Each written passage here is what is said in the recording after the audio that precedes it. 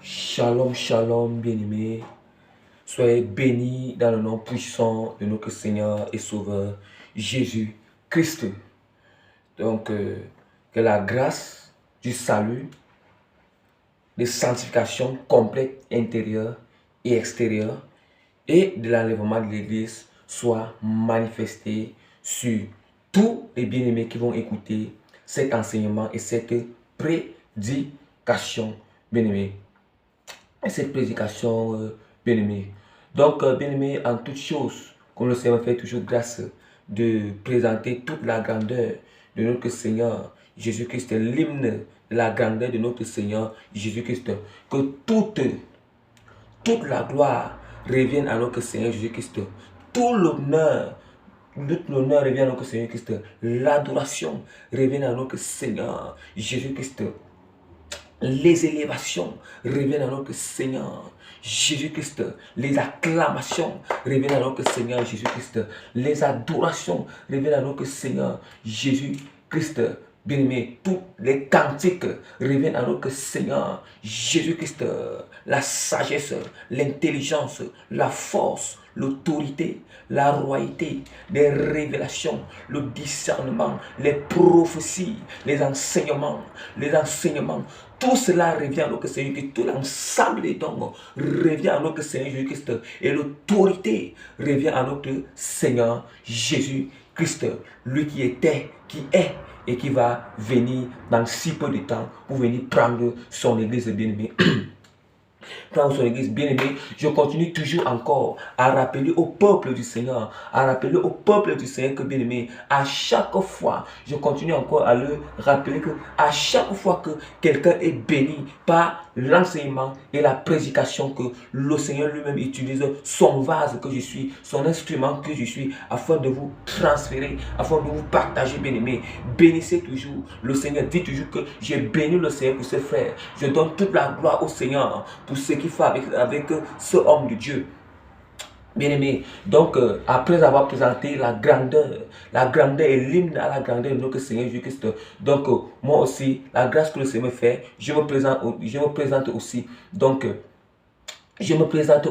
Donc, le Seigneur m'a appelé au ministère. Je me présente sur le plus petit serviteur de Dieu, Prémice Régis, que le Seigneur a appelé au ministère de l'apôtre, ministère apostolique, que le Seigneur a appelé dans le ministère de l'apostolique. Donc, dans ce ministère, donc, c'est l'apôtre.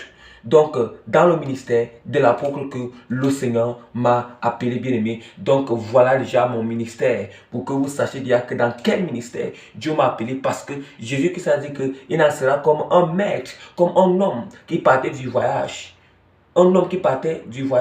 Et il a laissé la maison à son serviteur. Il a laissé la maison à ses serviteurs. Puis il a laissé l'autorité et indiqué la tâche à tout un chacun, bien-aimé. Et voilà maintenant l'autorité et la tâche que le Seigneur Jésus-Christ, lui, il m'a indiqué. Donc, la tâche du ministère de l'apôtre bien-aimé.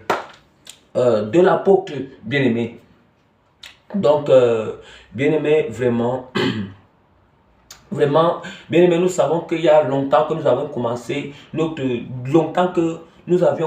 notre grand thème bien-aimé, notre grand thème, les étapes de la conversion en Jésus-Christ pour entrer dans le royaume des cieux, bien-aimé. Donc, c'est juste Jésus pour venir encore continuer avec ces étapes-là. Et je vais essayer plus rapidement déjà de vous rappeler déjà les derniers, de vous rappeler à toutes les 7 étapes, les 7 étapes. Donc, nous avons 7 étapes, bien-aimés, pour les 7 étapes pour la conversion en Jésus-Christ pour entrer dans le royaume des cieux. Et maintenant, ces 7 étapes-là, nous allons citer plus vite ces 7 étapes et aussi parler déjà des étapes qu'on avait eu à enseigner et prêcher, bien aimé.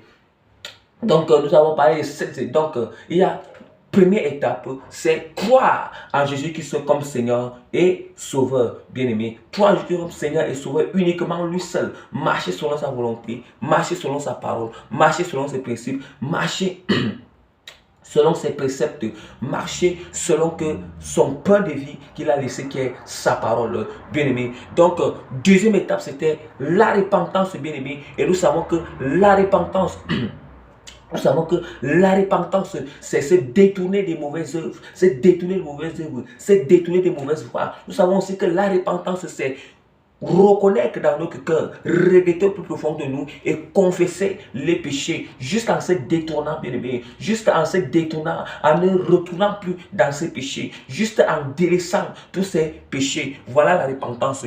Et nous avons aussi parlé de la délivrance, bien aimé. Nous avons parlé de la délivrance, bien aimé. Et la délivrance, nous avons développé beaucoup dans la délivrance. La délivrance qui n'est que l'action que le Seigneur nous libère, le Seigneur qui nous libère et nous délivre de tous nos anciennes alliances familiales, des anciennes alliances personnelles, de nos péchés qu'on a commis, des péchés que nos parents ont commis. Voilà de la délivrance bien aimée.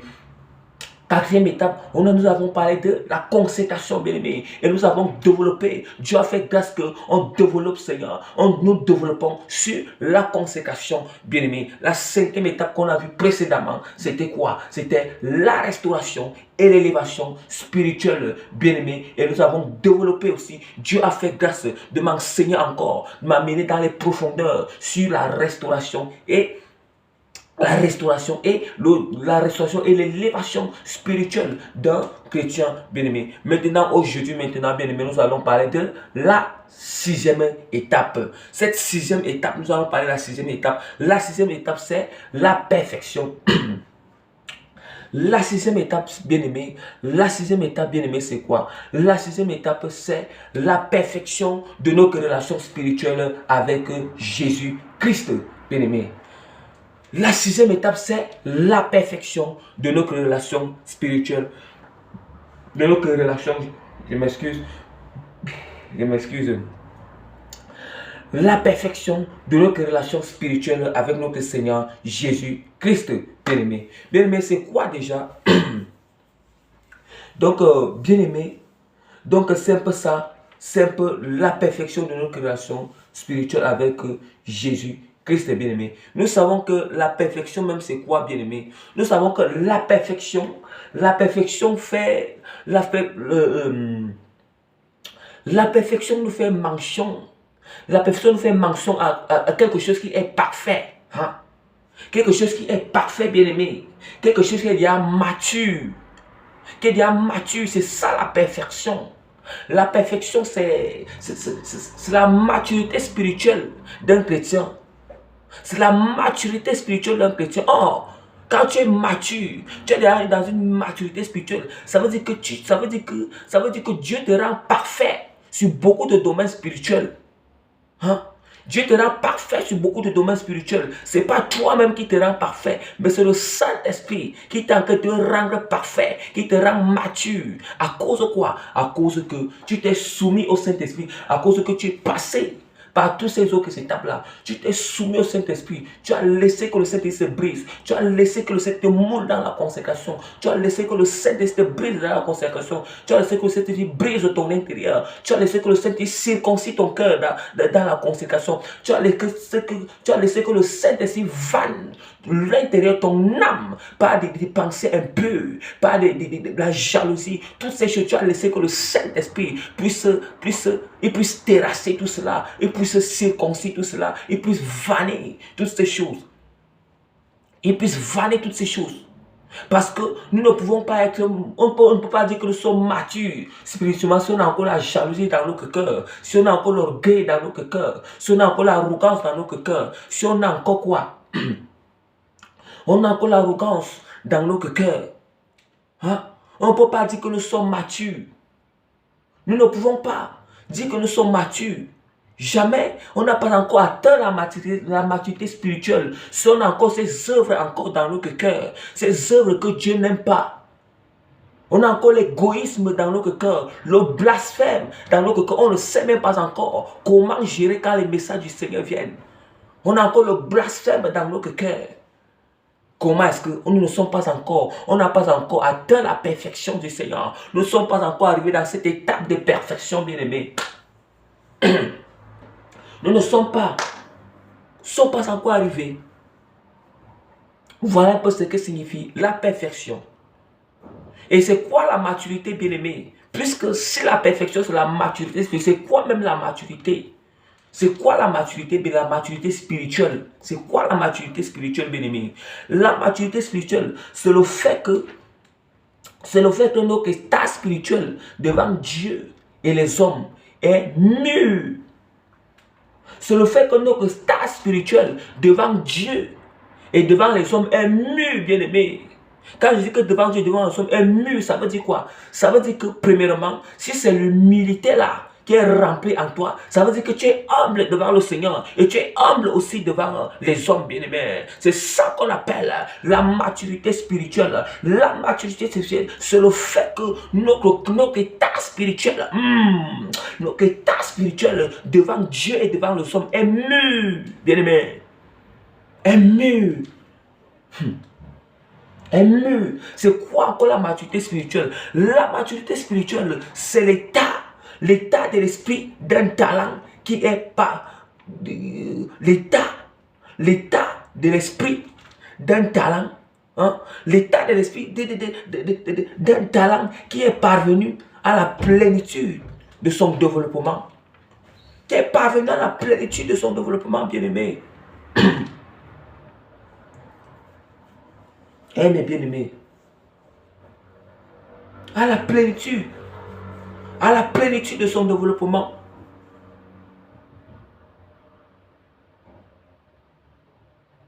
Donc voilà un peu ce que signifie voilà un peu ce que signifie la perfection. Voilà ce que peut signifier la perfection spirituelle. Et maintenant, ce que signifie aussi la maturité spirituelle. Bien, nous avons dit que la perfection spirituelle, ce n'est que la maturité spirituelle d'un chrétien. Et maintenant, la maturité spirituelle, voilà ça que je viens maintenant de vous définir maintenant, bien aimé. Je viens de vous définir là maintenant, bien aimé. Donc, bien aimé, sans toutefois tarder, bien-aimé, sans toutefois tarder, je vais ouvrir la parole de Dieu. La parole de Dieu qui est le fondement de l'évangile. La fondation de l'évangile, bien-aimé. La fondation. On ne peut plus poser les fondations sur les fondations. Les fondations même, c'est la parole du Seigneur. Et c'est pour ça que l'apôtre Paul, l'Esprit de Dieu dans l'apôtre Paul a dit, l'Esprit de Dieu a dit que chacun, que celui qui construit sur cette fondation, celui qui élève les muscles, qu'il fasse très attention. Qu'il fasse très attention. Parce que c'est nous. Maintenant, c'est nous maintenant. Donc, Jésus-Christ lui-même, il est la fondation. La fondation de l'évangile. Lui-même, il est la fondation de l'évangile. Il est la fondation de l'œuvre que nous sommes en train de faire. Nous sommes restés continuer l'œuvre que Jésus-Christ a commencé. Jésus-Christ est la fondation. Les apôtres aussi Jésus-Christ est l'apôtre de la fondation. Et maintenant, nous, on était restés faire l'œuvre qu'ils ont commencé. Nous, on restait achever cette œuvre. Et c'est pour ça que l'apôtre Paul, l'Esprit de Dieu dans l'apôtre Paul a dit que faites attention. Parce que nous, on a pour rôle pour faire quoi? On élève les murs. Donc la fondation est déjà là. Mais nous venons élever les murs sur cette fondation. Mais comment est-ce que alors on va élever les murs sur une fondation qui n'existe pas? Ou bien comment est-ce que... Parce que si quelqu'un sort déjà de la parole, ça veut dire que... Si tu sors déjà de la parole, ça veut dire que tu es en train d'élever... Tu es en train d'élever un mur de parpaing là où il n'y a pas la fondation. Et si tu élèves un mur de parpaing là où il n'y a pas la fondation, ça veut dire que ce que tu es en train de faire, c'est une fausse doctrine. Ce que tu es en train de faire, c'est une fausse doctrine, bien-aimé. Ce que tu prêches, ce que tu enseignes, c'est une fausse doctrine. Or, si c'est que tu élèves ces murs de tes parpaings là où, sur la fondation qui est déjà là, Jésus-Christ et les apôtres, bien-aimés, cela, ça va faire que tu es en train de prêcher la sainte doctrine selon ce qui est dans la parole de Dieu. Et nous savons que la sainte doctrine, c'est toute la parole. Toute la parole de Dieu, ce n'est pas la moitié de la parole, mais c'est toute la parole de Dieu, bien-aimé. C'est toute la parole de Dieu, bien-aimé. La sainte doctrine. Et pour ça qu'il a dit que faites attention, ceux qui posent les murs, les parpaings sur cette fondation, qui font attention. C'est à nous que le Seigneur, nous les serviteurs de Dieu, nous les 5 ministères là, les apôtres, nous les apôtres, et ceux qui sont des pasteurs, ceux qui sont des prophètes, ceux qui sont des évangélistes, ceux qui sont des docteurs. Donc faisons très attention. Faisons très attention comment est-ce on pose les parpaings sur ce mur. On pose les parpaings sur cette fondation. Sur cette fondation. Si cette fondation si la fondation est droite, posons les parpaings droites aussi. On doit poser les murs. On doit poser les murs là. Les murs là doivent être droits. Mais on sent que certains sont en train de poser les murs qui sont tordus. Les murs qui sont tordus, bien aimés. Vous savez, même l'apôtre, l'Esprit de Dieu l'apôtre, même l'Esprit de Dieu l'apôtre, vous prenez l'exemple dans les choses du monde, dans les constructions. Il disait que lui, il est comme un architecte. Il dit comme ça. Il prenait l'exemple dans les choses du monde. Hein?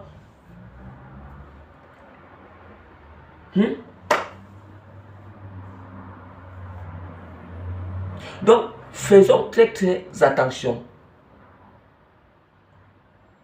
Donc, j'invite d'abord, je mets d'abord l'accent et j'interpelle d'abord tous les serviteurs de Dieu, tous ces serviteurs, faites attention. Et maintenant aussi, au reste là, même des sentinelles, faites attention des sentinelles, parce que la parole de Dieu, Christ est la fondation. Donc, même les sentinelles là, Christ ne peut pas aller contre sa parole. Ça veut dire que toute chose est la fondation de l'évangile, la fondation des messages, la fondation des avertissements du Seigneur, la fondation de toutes choses, c'est la parole du Seigneur. Parce que même des sentinelles, vous êtes aussi là pour poser des parpaings sur ces murs. Et si vous posez des parpaings sur cette fondation, il faut que ne posez pas des parpaings. Il ne faut pas poser des parpaings hors de cette fondation. Ça veut dire que vous êtes bien hors. Posez les parpaings sur cette fondation qui est quoi? La parole du Seigneur.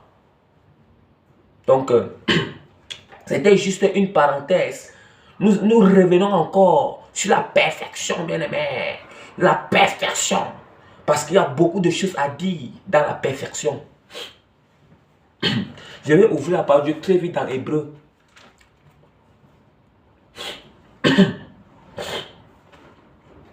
Parce que en toute chose, la parole de Dieu est la fondation. Le Seigneur ne peut pas me donner une étape. Il ne peut pas m'enseigner quelque chose sans accompagner avec la parole. C'est pour ça que la parole c'est la fondation. La fondation. Maintenant, le parpaing que je pose là, que l'Esprit de Dieu me fait poser, ce sont des révélations qui sont derrière cette parole. Ce sont des inspirations, ce sont des enseignements, des prédications. Ce sont des parpaings que je pose sur cette fondation. Il met en blague. Je ouvre la parole de Dieu dans Hébreu. Très vite. Hébreu chapitre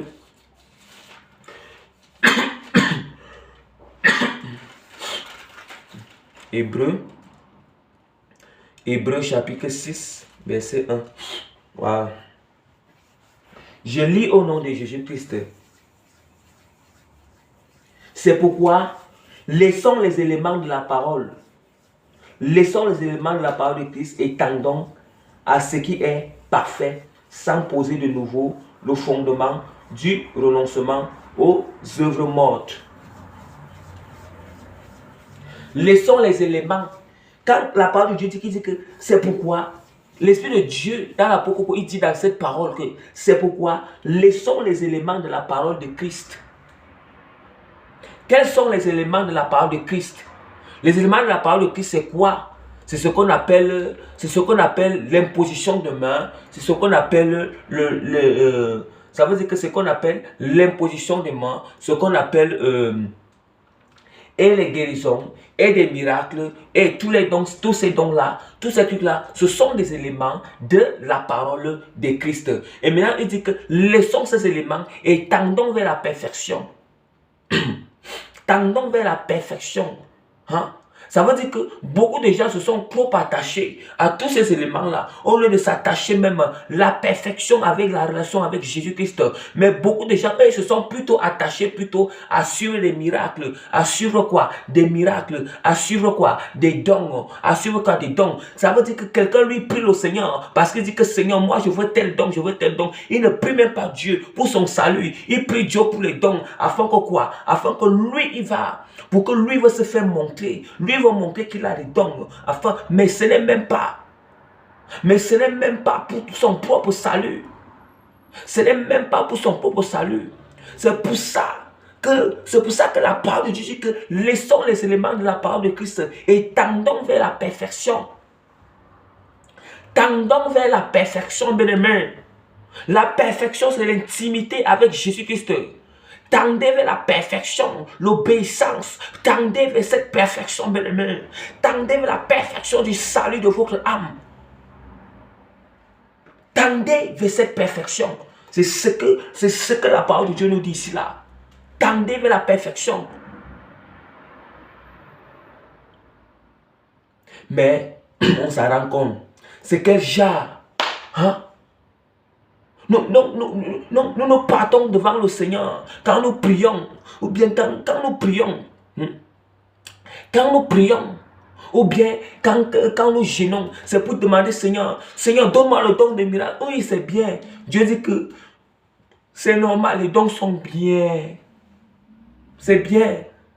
Oui, Dieu dit, oui, le Seigneur dit que Jésus a dit qu'il a dit aux apôtres que jusqu'à maintenant, vous n'avez pas encore demandé. Demandez. C'est normal que vous demandez les dons. Seigneur, je veux le don de miracles. Je veux le don de guérison. Je veux le don de parler en langue. Je veux le don d'interprétation du parler en langue. Je veux tel don. Je veux le don de prophétie. Je veux le don de vision. Oui, c'est bien de demander. Mais tu demandes ces dons pour quel but? Dieu connaît les motifs de ton cœur. Pourquoi est-ce que tu demandes ces dons? Pourquoi est-ce que tu demandes ces dons? Il connaît les motifs de ton cœur. Est-ce que parce que tu veux te faire voir? Ou bien parce que tu cherches une vaine gloire? Ou bien parce que ce sont des motifs qui n'honorent pas le Seigneur? Or, ce qui est plus essentiel, le secret c'est quoi? Quand nous partons devant le Seigneur, le mieux est de demander quoi? Seigneur, transforme-moi à ton image. Le mieux est de prendre des jeûnes. Le mieux est de prendre des jeûnes. Le mieux quand nous prions, même s'il faut que c'est chaque jour, on a cette même série de prière que Seigneur, transforme-moi selon ton image. Seigneur, fais-moi devenir Seigneur comme ton image. Seigneur, rends-moi humble. Seigneur, remplis-moi de ton amour. Seigneur, grave Seigneur, donne-moi la force Seigneur, d'entrer dans l'intimité avec toi, Seigneur. Seigneur, accorde-moi la grâce de briller à ta parole, de briller à ta volonté. C'est ça tendre vers la perfection. C'est ça que le Seigneur veut qu'on le demande. C'est ça que Jésus-Christ veut qu'on le demande, qu'on tende vers la perfection. Et quand nous sommes remplis de ces choses, bien-aimés, quand nous sommes remplis de la perfection, les dons nous suivent seuls. Les dons, on n'a même plus besoin de demander les dons au Seigneur. Mais comment ça nous remplit de ces dons, bien-aimés? Il commence à nous remplir de ces dons, bien-aimés, parce qu'il sait qu'on a une grande intimité.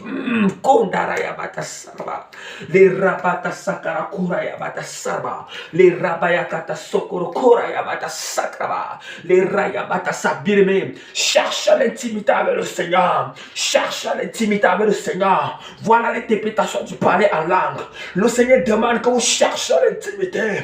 Le Seigneur demande, travaillez votre intimité. Travaillez votre intimité. Toi qui veux le don des miracles, toi qui veux le don de guérison, toi qui veux le don de prophétie, toi qui dis chaque jour là, Seigneur, je veux le don des visions, je vais voir en direct. Jésus-Christ te dit que travaille ton intimité, travaille ta consécration, travaille ton intimité, travaille ta consécration. Toi, tu verras ces choses vont te suivre. Voilà l'interprétation du parler en langue. Ces choses vont te suivre. Voilà ce que l'Esprit Saint qui te parle en langue. Ces choses vont te suivre. Ça va te suivre, bien-aimé. Ça va te suivre.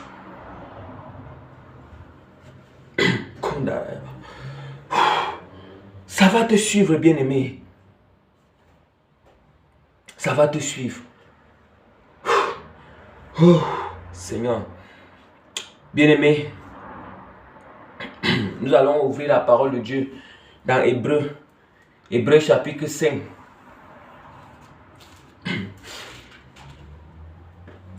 Hébreux chapitre 5, verset 11 à 14. Hébreux chapitre 5, verset 11 à 14. Je lis au nom de Jésus-Christ. Nous avons beaucoup à dire là-dessus et des choses difficiles à expliquer parce que vous êtes devenus lents à comprendre. Vous êtes devenus lents à comprendre. Vous, en effet, qui depuis longtemps devriez être des maîtres, vous avez encore besoin qu'on vous enseigne les principes élémentaires des oracles de Dieu. Vous êtes venus à avoir besoin de lait, non d'une nourriture solide. Or, quiconque en est au lait n'a pas l'espérance de la parole de la justice, car il est un enfant. Mais la nourriture solide est pour les hommes faits, pour ceux dont le jugement est exercé par l'usage, à discerner à ce qui est bien et à ce qui est mal. Bien-aimés, vous entendez? Vous entendez comment Dieu nous parle dans la perfection? Comment la parole de Dieu nous parle de la perfection? Ah, bien-aimé, je vais entrer dans les profondeurs pour expliquer ce passage des Hébreux. Pour expliquer ce passage, bien-aimé. Ce passage des Hébreux, chapitre 5, verset 11. Verset 11 à 14. Parce qu'il faut que j'entre. Ce n'est pas moi qui entre. Parce que le Saint-Esprit va me faire entrer dans les profondeurs. Le Saint-Esprit va me faire entrer dans les profondeurs maintenant, bien-aimé. Voici donc, le parole de Dieu dit que nous avons besoin, nous avons beaucoup à dire là-dessus et des choses difficiles à expliquer parce que vous êtes devenus lents à comprendre. Lent à comprendre. Celui qui est mature, il comprend. Donc la maturité, Dieu nous montre encore ici que la maturité spirituelle, c'est quand on comprend vite des choses spirituelles, bien aimé. Pour connaître que tu es déjà mature spirituellement, ça veut dire que la compréhension, Dieu ouvre ta compréhension. Pourquoi est-ce que Dieu ouvre ta compréhension? C'est à cause de ton intimité avec lui. C'est à cause de ton intimité avec lui. C'est pour ça que ta compréhension est ouverte. C'est pour ça que ta compréhension est déjà plus facile. Tu as plus facile à comprendre des choses spirituelles. Plus facile à comprendre le langage de Dieu. Plus facile à comprendre. Nous sommes en train d'expliquer la perfection qui fait référence à la maturité spirituelle. Oui. Qui fait référence à la maturité spirituelle, bien-aimé. Vous, en effet, qui depuis longtemps, ça veut dire que celui qui est encore là à comprendre, il est encore bébé spirituel. Oui. Voilà, c'est les caractères, il est encore bébé spirituel. Vous, en effet, qui depuis longtemps devraient être des maîtres, vous avez encore besoin qu'on vous enseigne des principes élémentaires et des oracles. Vous en effet, qui depuis longtemps, vous devez être des maîtres. Oui, ça veut dire que il y a des chrétiens là, des chrétiens qui ont déjà fait. Un chrétien qui dit que tu es chrétien, tu as fait 2 ans, 3 ans, 4 ans, 5 ans, 6 ans de chrétienté. Tu es toujours dans la même place. Tu es toujours dans la même classe chaque jour. Tu es toujours dans la cellule. Depuis 6 ans. Depuis 6 ans que tu es chrétien. Tu es toujours dans la même place. Tu es dans la cellule. Tu fais toujours les mêmes choses. Tu es toujours en train de faire les mêmes erreurs. Donc c'est ça. Oh, 5 ans. Quand tu as 5 ans de chrétienté, 7 ans de chrétienté, tu devais déjà être le maître. Tu devais être maître de ceux qui sont en train de venir. Hein? Imagine qu'après 7 ans de chrétienté, il y a des nouveaux convertis après 7 ans-là. Toi, tu devais être le maître. Mais ils se sont rendus compte que lui, l'apôtre se rendait compte qu'il y a des anciens qui sont même déjà là, mais ils n'ont jamais compris. Ils n'ont jamais compris. Quand on entend que la maturité spirituelle, tu n'es plus là pour trop discuter. Tu n'es plus là pour trop discuter avec les gens, pour trop montrer que tu as raison. Non. Si tu dis comme ça et que les gens vont conclure, mon frère, tu le laisses. La maturité spirituelle, c'est quoi? Il n'y a plus l'orgueil dans le cœur. Il n'y a plus la jalousie dans le cœur. Tu dis que tu vas être mature, mais tu as encore la jalousie. Tu es bébé spirituel. Tu n'arrives pas à pardonner. Tu es bébé spirituel. Tu gardes encore la haine dans ton cœur. Tu es bébé spirituel.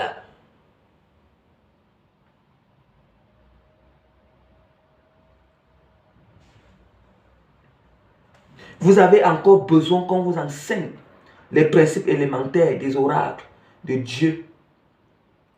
Vous en êtes vu et avoir besoin de lait et non de la nourriture solide. Et non de la nourriture solide. À cause qu'il n'arrive pas à comprendre. Donc, ça veut dire c'est ça qu'il n'arrive pas à comprendre. Ça veut dire qu'il a encore besoin du lait. Du lait spirituel. Il a encore besoin du lait spirituel, bien-aimé. Or, quiconque en est au lait n'a pas l'expérience de la parole de justice. Aïe, aïe, aïe, aïe. Oh Seigneur. Vous entendez? Mais la parole de Dieu est sucrée jusqu'à... Tellement que la parole de Dieu, c'est la parole de Dieu, la parole de Dieu, c'est un spectre. C'est un spectre. C'est un spectre lumineux, bien-aimé. La parole de Dieu, c'est un spectre lumineux. Et nous savons que le spectre lumineux, c'est l'ensemble de plusieurs rayons. Plusieurs rayons de lumière. Ou plusieurs rayons lumineux, bien-aimés. Ou plusieurs rayons lumineux. Ou bien, la parole de Dieu, c'est ça. Les rayons lumineux là, un rayon lumineux, ça forme quoi? Ça forme un passage biblique ou bien un verset biblique.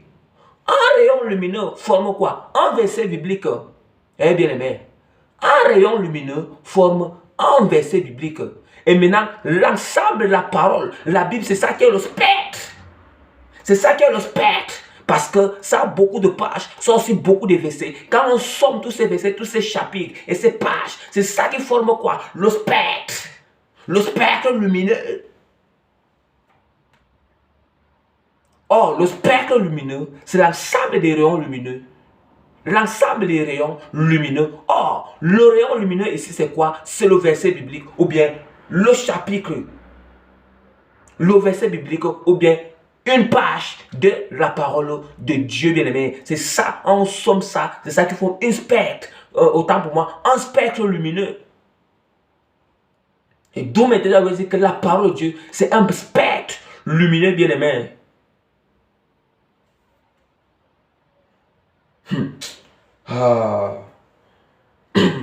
Bien-aimé. La parole de Dieu est très claire. La parole de Dieu est très claire, bien-aimé. Or, quiconque est au lait n'a pas l'expérience de la parole de justice. N'a pas l'expérience de la parole de justice. Or, l'expérience fait référence à la maturité. L'expérience fait référence quoi? À la perfection. Vous pensez que quand je me suis levé un jour et j'ai créé cet enseignement comme ça, que les étapes de la conversion, c'est l'Esprit du Seigneur même. C'est lui-même. Ce n'est pas moi. C'est pour ça que je glorifie le Seigneur. Si je dis que c'est moi là, je suis en train de parler la gloire de Dieu, je glorifie Dieu. La preuve en est qu'il met en appui des passages. Des passages. Voilà. Mais la nourriture solide est pour les hommes faits, pour ceux dont le jugement est exercé par l'usage à discerner ce qui est bien et ce qui est mal. Vous entendez ce qu'on appelle la nourriture spirituelle? La parole de Dieu explique tout. Ce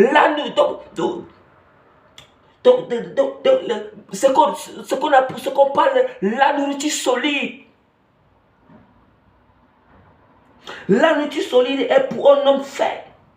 La nourriture solide. La nourriture solide est pour un homme fait. Pour ceux dont le jugement est exercé par l'usage à discerner. Le jugement est exercé par l'usage à discerner. Ça veut dire quoi? Ça veut dire que quand tu es déjà mature, tu juges. Ça veut dire que quand tu es mature, tu dois juger avec discernement. Tu dois juger avec le Saint-Esprit. Tu ne juges pas selon le monde. Tu ne juges pas selon la chair. D'où maintenant quand le Seigneur dit que ne jugez point et vous serez jugés. Qu'est-ce que ça signifie? Ça signifie que quand tu ne connais rien dans le spirituel, tu ne dois pas juger. Si tu ne juges pas selon le Saint-Esprit, selon le discernement du Saint-Esprit, c'est ça maintenant que Jésus qui dit que ne jugez pas, sinon vous serez ne jugez point et vous ne serez point jugés. Si tu juges, on va ensuite te juger. C'est ça. Mais quand tu juges selon le discernement du Saint-Esprit, quand tu juges selon le discernement du Saint-Esprit, vraiment qu'il n'y a pas un problème sur ça. Et d'où maintenant que les gens sont toujours en train de dire que le Seigneur dit que ne juge pas. Pourquoi tu me juges? Pourquoi tu me juges? La personne que tu dis que pourquoi tu me juges là, ça peut déjà faire que c'est le Saint-Esprit qui est en train de lui mener. Le Saint-Esprit qui l'amène à te dire comme ça. Mais tu le dis que c'est lui qui te juge. Oh, c'est pas lui. Mais c'est le Saint-Esprit qui a activé le don de discernement en lui. Mais c'est le Saint-Esprit qui a activé cela en lui, bien aimé. Donc faisons attention. Faisons attention, bien-aimés. Ce n'est pas comme Jésus a dit que ne jugez point, vous serez jugés. Et vous utilisez cette parole dans vos bouches. Parce que cette parole, quand on ne connaît pas l'interprétation d'un passage, il ne faut pas frapper ça à la face de quelqu'un comme ça pour frapper. Hein? Il ne faut pas frapper ça à la face de quelqu'un comme ça pour frapper. Hein? Hein, bien-aimé? Il ne faut pas. La parole de Dieu est très claire. Mais la nourriture solide est pour des hommes faits. Pour ce dont le jugement est exercé par l'usage à discerner ce qui est bien et ce qui est mal. Mais si quelqu'un discerne, tu fais quelque chose, après l'Esprit de Dieu sur la personne, discerne, l'Esprit de Dieu sur la personne, discerne que ce que tu fais est mal. Quand la personne va te dire que c'est mal, comment tu vas lui dire que, après tu vas dire que Jésus qui a dit que ne jugez point et vous serez jugés? Non! Ce qui est plus mauvais, si cette personne dit que ce que tu fais là est mal, après il te condamne, après il te dit que Dieu ne peut plus te pardonner pour ce que tu as fait pour le mal là, c'est là où c'est mauvais. C'est là où c'est mauvais. Si tu dis que c'est mal et que ça tombe que c'est mal, avec la parole de Dieu, la lumière de la parole du Seigneur, la lumière, on discerne à la lumière de la parole de Dieu, on discerne à la lumière du don du discernement du Saint-Esprit, qui a l'appui, bien aimé. Et si ça tombe que c'est mal, on doit dénoncer que c'est mal, on doit te frapper sans face que c'est mal. Mais on doit le faire avec amour et douceur. Mais quand on doit le faire avec amour et douceur, surtout quand nous sommes en face de la personne, tout dépend aussi comment le Saint-Esprit nous dirige à parler, que c'est mal. C'est la même chose. Quand on trouve que la chose est bonne, ce que tu fais est bien, on t'encourage aussi. On dit que vraiment ce que tu as fait c'est bien. Quelqu'un ne peut pas dire que c'est bien s'il n'a pas d'abord discerné et il a prouvé que c'est bien. Mais vous voulez que tu fais, hein? Il n'a pas prouvé que c'est bien. Donc vraiment bien aimé, parce que dans la perfection, si on doit parler sur 2 points. La perfection, le grand A, c'est la maturité spirituelle et le grand B, c'est l'incarnation de la parole de Dieu. On doit s'incarner. Le deuxième point, c'est le B qui est dans s'incarner la parole de Dieu. Mais nous sommes toujours dans la maturité spirituelle. Nous sommes toujours dans la maturité spirituelle. Donc, bien aimé, nous allons essayer d'illustrer, nous allons essayer de lister et d'illustrer quelques différents types de perfection, bien aimé. Dans quelques différents types de perfection. Donc, nous allons d'abord parler.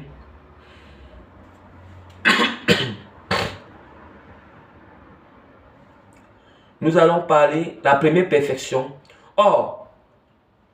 Nous allons parler de la perfection de l'amour. La perfection de l'amour surnaturel du Seigneur. Cette perfection-là. nous allons parler de cette perfection. Donc, plus directement, je vais ouvrir la parole de Dieu. Je vais ouvrir la parole de Dieu dans 1 Jean chapitre 4, verset 19, verset 17 à 19. 1 Jean. 1 Jean chapitre 4, verset 17 à 19. Tel il est, tel nous sommes aussi dans ce monde. C'est en cela que l'amour est parfait en nous, afin que nous ayons l'assurance au jour du jugement. Au jour du jugement, la crainte n'est pas de l'amour, mais l'amour parfait bannit la crainte. Car la crainte suppose un châtiment, et celui qui craint n'est pas parfait dans l'amour. Pour nous, nous l'aimons parce qu'il nous a aimés le premier. Voilà, bien-aimé. Maintenant, j'aime toujours d'abord lire pour une première fois. Quand je repasse la deuxième fois, c'est pour que le Saint-Esprit entre dans la profondeur de l'enseignement, la profondeur de l'enseignement et de la prédication. Maintenant, voici, bien-aimé. On commence. Tel il est, tel nous sommes aussi dans ce monde. Tel il est, tel nous sommes aussi dans ce monde. Tel il est dans ce monde. Qui était dans ce monde? Jésus-Christ, tel il est. Il était comment dans ce monde? Comment Jésus était dans ce monde? Il dit que tel nous sommes aussi dans ce monde. Tel nous sommes aussi dans ce monde.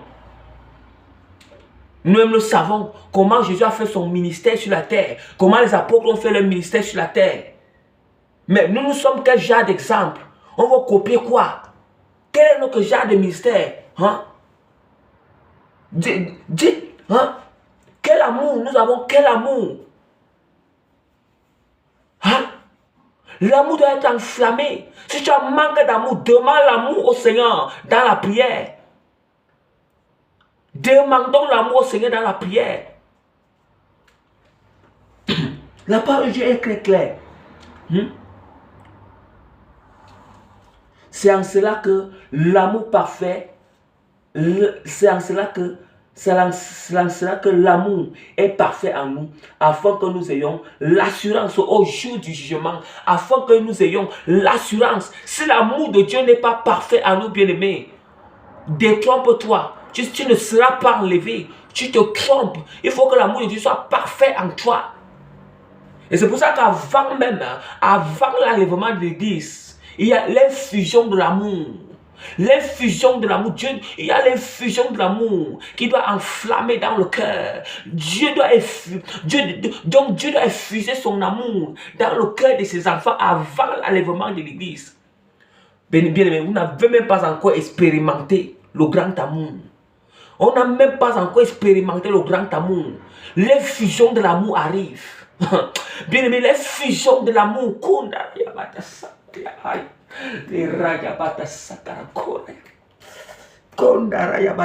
Bien-aimé,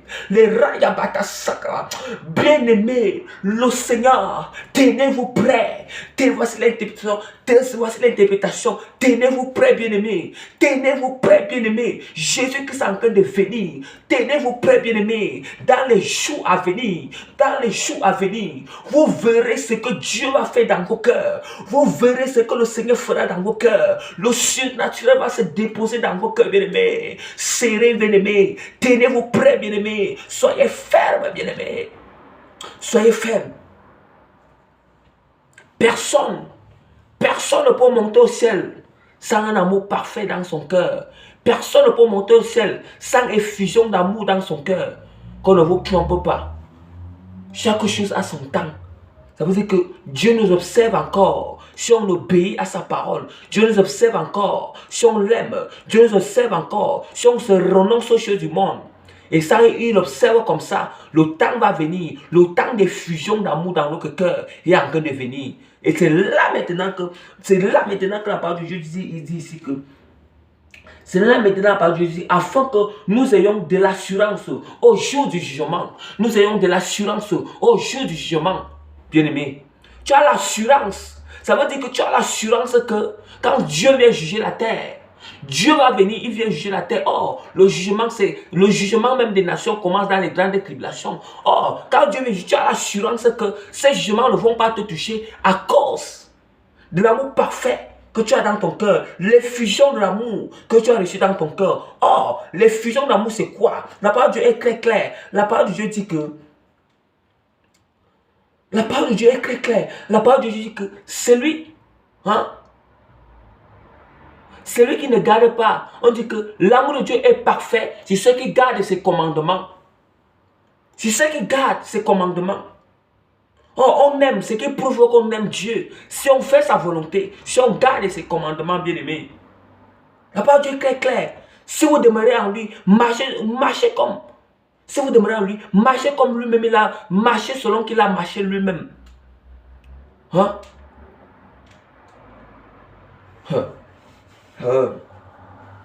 La crainte n'est pas dans l'amour, mais l'amour parfait bannit la crainte. La crainte n'est pas dans l'amour, mais l'amour parfait bannit la crainte. Mais nous allons on s'en rend compte que certaines personnes se dépouillent parce qu'ils ont la crainte. Ils ont peur. Ils ont peur de l'enfer.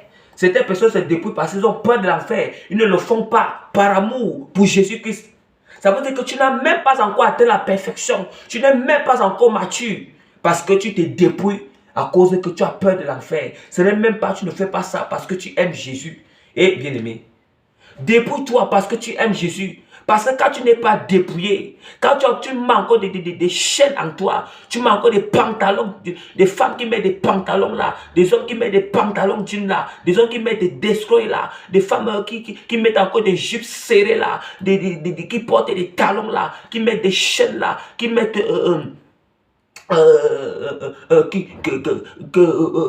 en fait, toutes ces choses-là, des rouges à lèvres et tout ça, des mascaras, des maquillages, toutes ces choses, bien aimé, dépouille-toi de toutes ces choses par amour pour Jésus, par amour, parce que tu dois connaître que quand je mets ceci dans l'église, dans le temple de l'église, Dieu n'aime pas ça. Oh, l'église n'est qu'au corps. L'église n'est qu'au corps, bien aimé. Mais nous savons que Jésus-Christ nous parle de la prostitution dans son église. Toutes les choses que nous mettons à nous, bien-aimés, si on se dépouille, dépouillons-nous par amour. Si tu es dépouillé par amour, bien-aimé, tu ne vas plus jamais rentrer dans ces vomissures. Tu ne vas plus jamais aller mettre quelque chose. Tu n'auras jamais honte quand on va se moquer de toi. Tu n'auras jamais honte quand on va te critiquer. Tu n'auras jamais honte quand on va t'insulter. Parce que quoi? Tu l'as fait par amour pour Jésus-Christ. Parce que tu l'as fait par amour pour Jésus-Christ. Mais si tu l'as fait, mais si tu le fais par peur, ça veut dire qu'un jour... Si tu le fais par peur, ça veut dire qu'un jour, quand la peur va finir, tu vas encore retourner mettre ces choses. Or, la peur, c'est quoi, bien aimé? Je vais vous dire quelque chose. C'est la même chose dans les couples du monde, dans les mariages, bien aimé. Nous savons que si une femme aime son mari, la femme ne va jamais tromper son mari. La femme ne sera jamais infidèle à son mari. Mais si cette femme-là a épousé, on l'a forcé à épouser ce mari, on l'a forcé à épouser ce mari, il avait peur, il a épousé ce mari à cause de la peur. Ou bien c'est cette femme, quand elle a épousé ce mari, à cause même de la peur de sa famille, sa famille l'a forcé, ou bien d'autres personnes l'ont forcé, ou bien ce mari l'a forcé et elle avait peur de ce mari. Le jour que cette femme va ouvrir les yeux, le jour que ses yeux seront ouverts, le jour que la peur va finir, elle sera infidèle à son mari, elle va fuir son mari, elle va quitter le mariage. Vous voyez, vous comprenez là? Vous comprenez déjà? Vous comprenez déjà pourquoi est-ce que la parole de Dieu dit? Pourquoi est-ce que la parole de Dieu dit que la crainte n'est pas dans l'amour? La crainte n'est pas dans l'amour. La crainte ici, c'est la peur. Ce n'est pas dans l'amour, bien-aimé. Ce n'est pas dans l'amour. Ce n'est pas. Parce que le jour que la crainte va finir, le jour que la crainte va finir, c'est quoi? Qu'est-ce qui va venir? Le jour que la crainte va venir, qu'est-ce qui va venir? C'est l'infidélité. Le jour que les yeux seront ouverts, c'est l'infidélité. L'infidélité. L'adultère. Oh, quand tu aimes ton mari, Quand tu aimes, quand tu aimes ton mari, c'est parce que même tes yeux sont bien ouverts. Tes yeux sont ouverts, mais tu l'aimes comme ça. Hein? Tes yeux sont ouverts, mais tu l'aimes comme ça. Tu es fidèle à ton mari. Là maintenant, on fait l'angle d'inclinaison. L'angle d'inclinaison maintenant, on revient à Jésus-Christ. Nous qui sommes l'époux, lui qui est l'époux. Nous qui sommes l'époux, c'est lui qui est l'époux. Hein? Faisons les choses par amour. C'est ça qu'on appelle. C'est d'où maintenant je vous parle de la perfection de l'amour. La perfection de l'amour ici là. La perfection, parce qu'on doit travailler la perfection dans plusieurs domaines. La perfection de l'amour. On dit que l'amour parfait bannit la crainte. L'amour parfait bannit la crainte. L'amour parfait bannit la crainte. Ça veut dire que maintenant même, on ne se dépouille même plus parce qu'on a peur d'aller en enfer. On ne se dépouille même plus. On ne marche, on n'obéit même plus au Seigneur parce qu'on a peur d'aller en enfer. Mais on doit même déjà obéir au Seigneur parce qu'on l'aime de tout notre cœur. On l'aime Jésus-Christ de tout notre cœur. On doit se dépouiller parce qu'on aime Jésus-Christ de tout notre cœur. On doit marcher dans la vie complète de sanctification, de consécration parce qu'on aime Jésus-Christ de tout notre cœur. C'est l'amour qui est fort. L'amour, c'est une mauvaise pensée va venir en nous. Je vais repousser cette personne, non, pas parce que j'ai peur de l'enfer, mais parce que j'aime Jésus. Parce que si je laisse que cette mauvaise pensée infiltre mon cœur, si je laisse que cette pensée de convoitise infiltre mon cœur, mais c'est parce que quoi? Je vais voir que je suis en train de trahir Jésus, pour l'amour que j'ai pour Jésus. Je vais me sentir mal parce que je le blesse, parce que je suis infidèle à lui. C'est ça l'amour. C'est ça l'amour. C'est ça l'amour, bien-aimé. C'est ça l'amour. L'amour du Seigneur.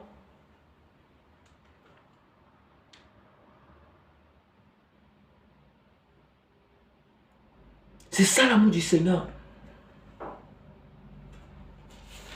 La parole de Dieu est très claire. Christ, il dit que la parole de Dieu est très claire. Est très claire. Bien aimé. La parole de Dieu est très claire. Car la crainte suppose un châtiment. La crainte suppose quoi? Un châtiment. Oh, la parole de Dieu, il dit ici que, il dit que la crainte n'est pas dans l'amour, mais l'amour parfait bannit la crainte. Car la crainte suppose le châtiment. Et celui qui craint n'est pas parfait dans l'amour. Celui qui craint n'est pas parfait dans l'amour. La crainte suppose le châtiment. Et celui qui craint n'est pas parfait dans l'amour. Celui qui craint, il n'est pas parfait. Il n'est pas parfait dans l'amour. Ça veut dire que quand tu as encore peur, tu as encore la peur, ça veut dire que tu n'es pas parfait dans l'amour. Tu n'es pas parfait dans l'amour. Ça veut dire que si tu fais encore des choses pour le Seigneur parce que tu as peur, tu fais encore des choses pour Dieu parce que tu as peur de l'enfer, tu fais encore des choses pour Dieu parce que c'est la peur que tu as en toi, la crainte, la peur. Ça veut dire que tu n'es pas encore parfait dans l'amour. Ça veut dire que tu as un manque d'intimité avec Jésus-Christ. Tu as un manque de vie de consécration. Tu as cette manque de vie-là. Oh, celui qui a une vie de consécration avec le Seigneur, celui qui a une vie d'intimité avec le Seigneur, c'est celui-là, il est vraiment. Donc, il y a une grande amitié. Il y a une grande amitié entre lui et le Seigneur. Ça veut dire que tout ce qu'il peut faire, il le fait par amour. Tout ce qu'il peut faire, il le fait par amour pour le Seigneur. Parfois, même quand il a péché, même, il va venir demander, Seigneur, pardonne-moi, je sais qu'il était trahi, il était fait comme ça. Tout ça dans l'amour.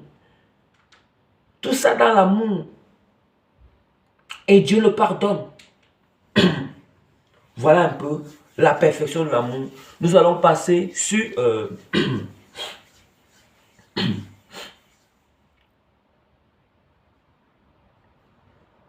Donc, vraiment, sur la perfection de l'amour, je vais aussi ouvrir la parole de Dieu dans Matthieu. Nous sommes toujours sur la perfection parce qu'il dit qu'on va un peu essayer de lister et illustrer quelques types de perfection. Quelques types de perfection spirituelle. Et nous sommes sur la perfection de l'amour.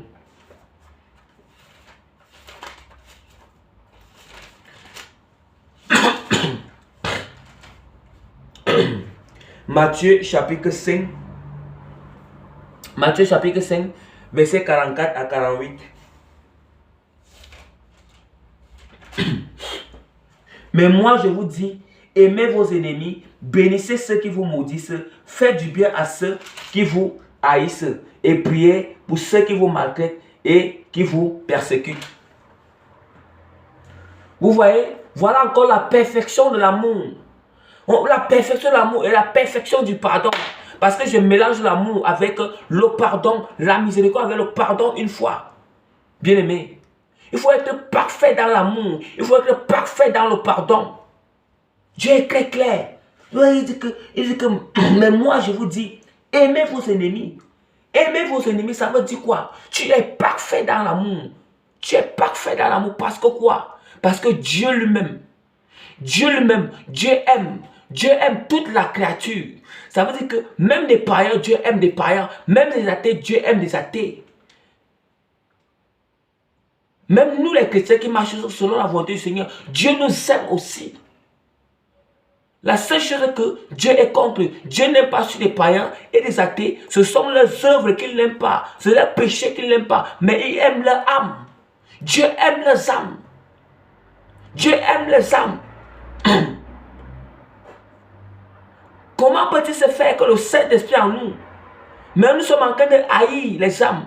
Nous savons-nous pas que ce sont les esprits impurs qui sont derrière ces gens-là pour nous persécuter, pour nous haïr? Mais on fait que nos yeux, c'est ça qu'on appelle que bébé spirituel. Nos yeux sont toujours fixés sur quoi? Sur la chair, sur le corps humain de la personne. Nos yeux ne sont pas ouverts pour voir ce qui est derrière. Hein? Pour voir ce qui est derrière. Les clés clairs. Mais moi je vous dis, aimez vos ennemis. Bénissez ceux qui vous maudissent. Dès que quelqu'un te maudit, tu le rends aussi pas. Tu le maudis aussi.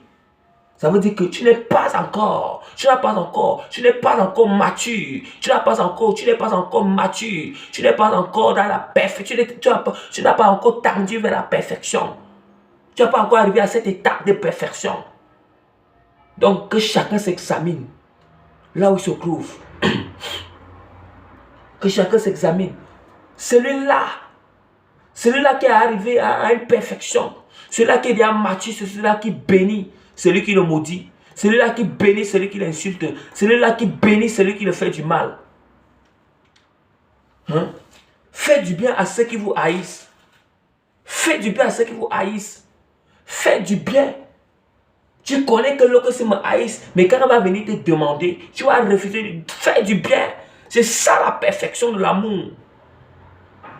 C'est ça la perfection de l'amour. Il n'y a pas, Dieu ne fait pas de différence. Priez pour ceux qui vous maltraitent et qui vous persécutent. Priez pour ceux qui vous maltraitent et qui vous persécutent. Priez pour leurs âmes, afin que quoi? L'esprit qui est derrière eux, qui les utilise pour nous persécuter. Si nous prions pour eux, Dieu peut les délivrer de cet esprit-là. Et quand Dieu va délivrer cet esprit-là, vous allez voir, leur âme sera sauvée. Et si leur âme est sauvée, n'est-ce pas ça à nous que Dieu nous donne notre récompense? À cause qu'on a prié pour ceux qui nous persécutent, pour ceux qui nous maltraitent. Mais, tout ce que nous voulons toujours, c'est pour ça que, moi je conseille toujours aux gens. Je conseille toujours aux gens que si les gens vous ont attaqué, si les gens vous font du mal dans le spirituel, tu sens que Dieu te veut que ce sont les gens qui vous... Le mieux est quoi? Le mieux est que, nous sommes toujours grâce.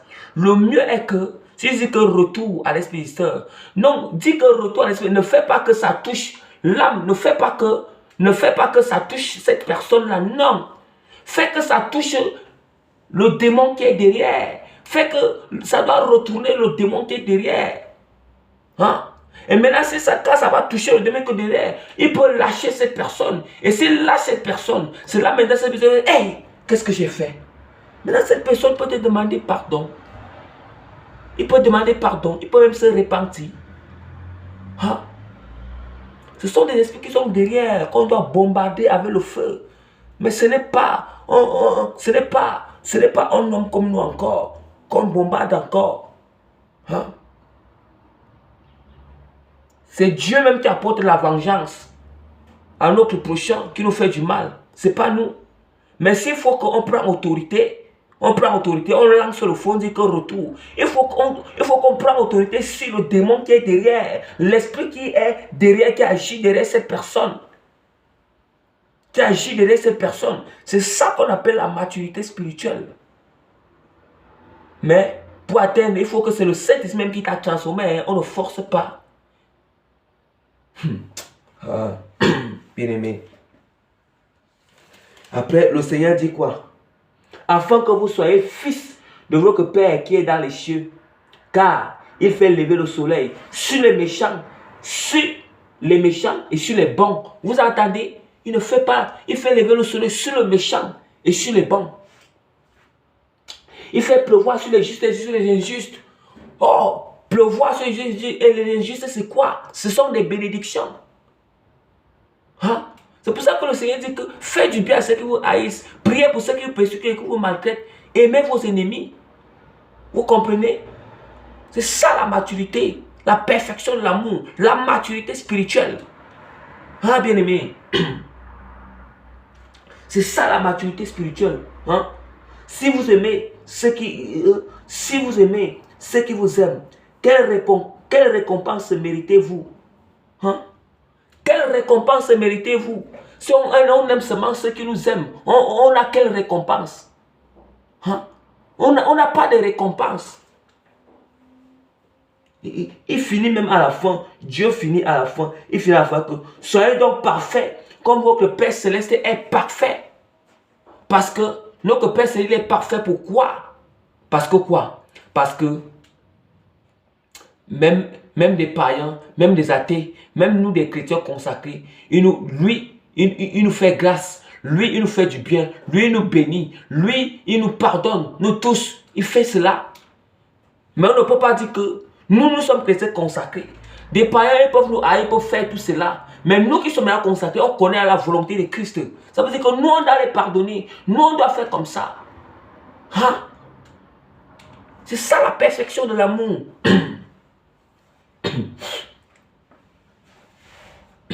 C'est ça la perfection de l'amour bien-aimé.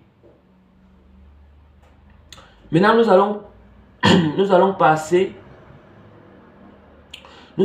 sur la perfection de l'intimité. L'imperfection de l'intimité, bien-aimé. Parce qu'il y a aussi intimité. Il faut aussi travailler la perfection. Tu peux avoir l'intimité avec le Seigneur, mais il faut aussi travailler encore la perfection. Ne dis pas que comme tu as l'intimité avec le Christ là, il faut encore travailler encore la perfection.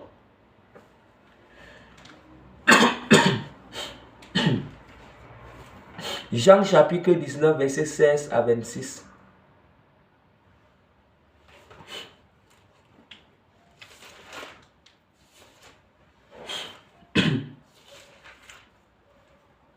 Jean chapitre 19, verset 16 à 26.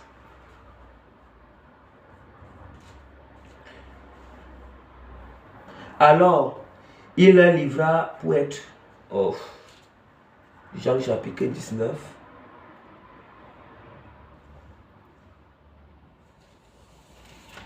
Jean chapitre 19.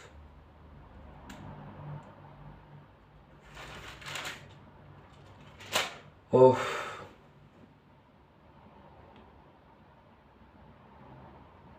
Donc, bien aimé, il y a la perfection de l'intimité, bien aimé.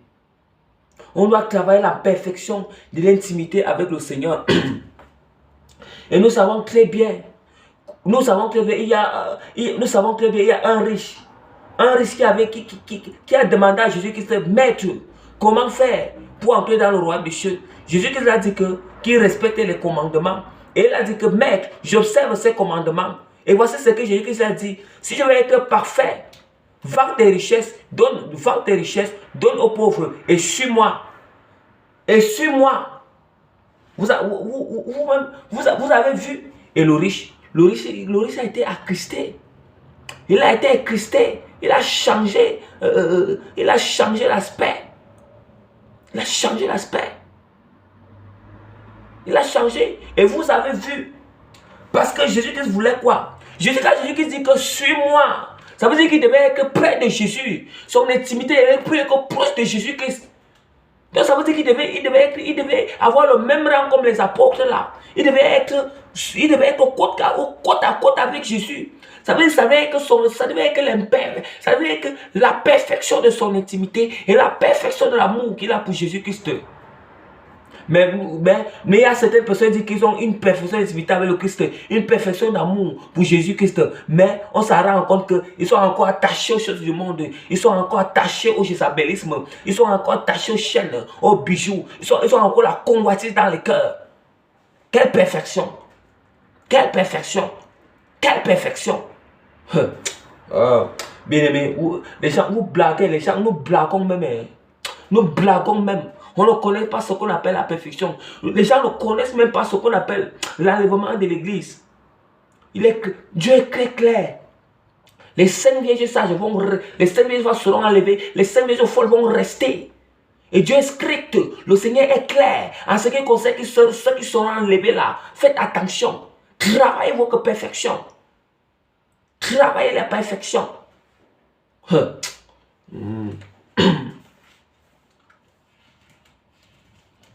Donc voilà ce qui concerne la perfection de l'intimité.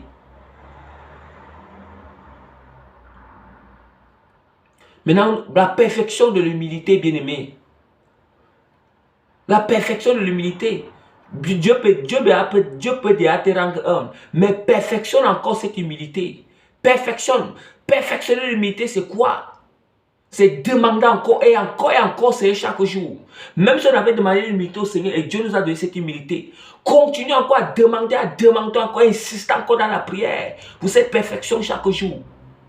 Insistez. N'arrêtons pas. Il y a des choses qu'on ne doit pas arrêter de demander au Seigneur chaque jour dans la prière. Chaque prière qu'on peut faire, demander la perfection de l'intimité, demander la perfection de l'amour, demander la perfection de l'humilité. Ce sont des choses qui ne nous laissent point stériles pour entrer au royaume des cieux.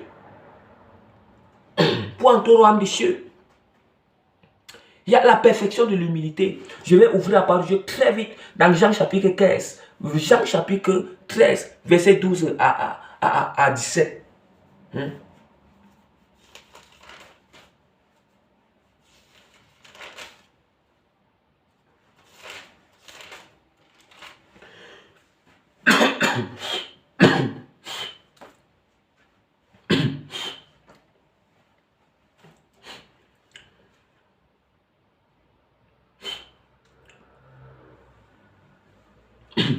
Après qu'il a eu lavé les pieds et qu'il a eu pris ses vêtements, il se mit à table et leur dit, comprenez-vous ce que je vous ai fait?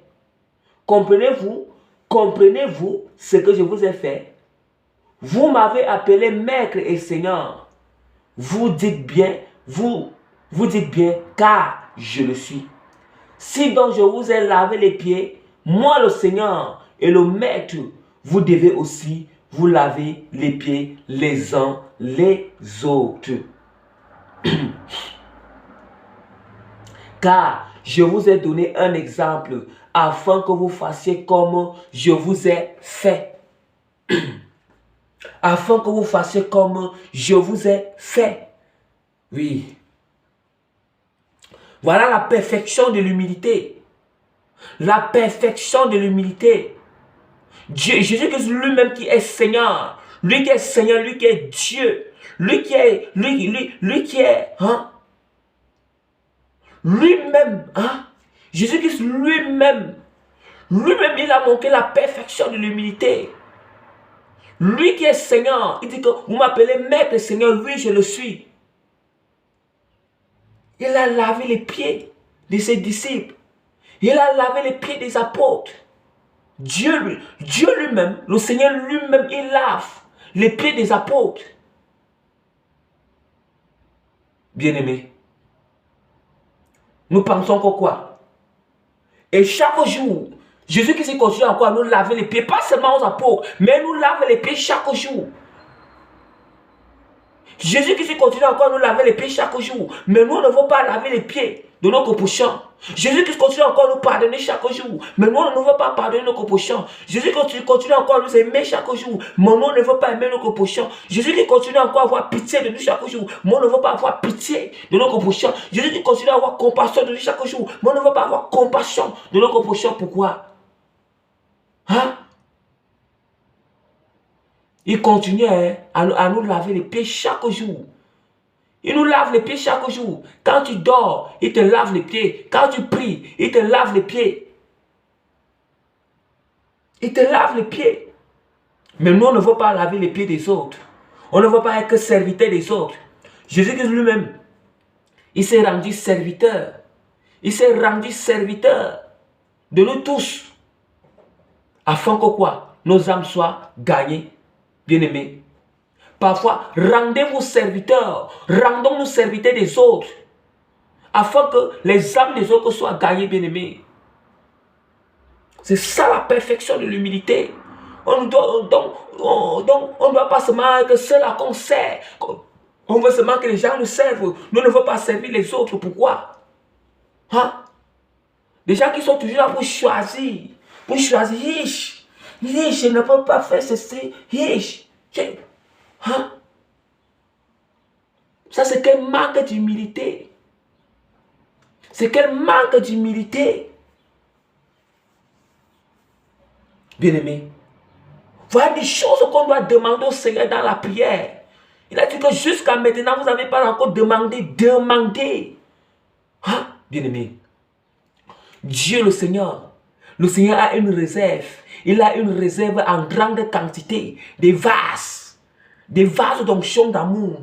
Ils sont en réserve au ciel. Des vases d'onction d'intimité sont en réserve au ciel. Des vases d'onction de l'humilité sont en réserve au ciel. Des vases de pardon, de ton péché sont en réserve au ciel. Dieu lui demande seulement que demande-lui, Seigneur. Seigneur, augmente l'amour en moi. Seigneur, augmente le pardon en moi. Seigneur, augmente l'humilité en moi. Seigneur, augmente.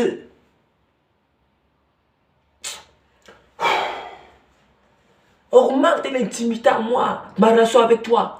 Vous allez sentir dans la prière. Tu vas sentir comment Jésus est en train de déverser. Ça veut dire qu'il va prendre son vase. Si c'est l'amour là, il va prendre ce vase. Il va commencer à verser ce vase. Ça veut dire qu'il verse le vase. Ça veut dire que l'onction de l'amour est en train de quitter du ciel. Et quand tu ressens comment c'est en train d'embrasser le cœur, comment c'est en train de fondre le cœur.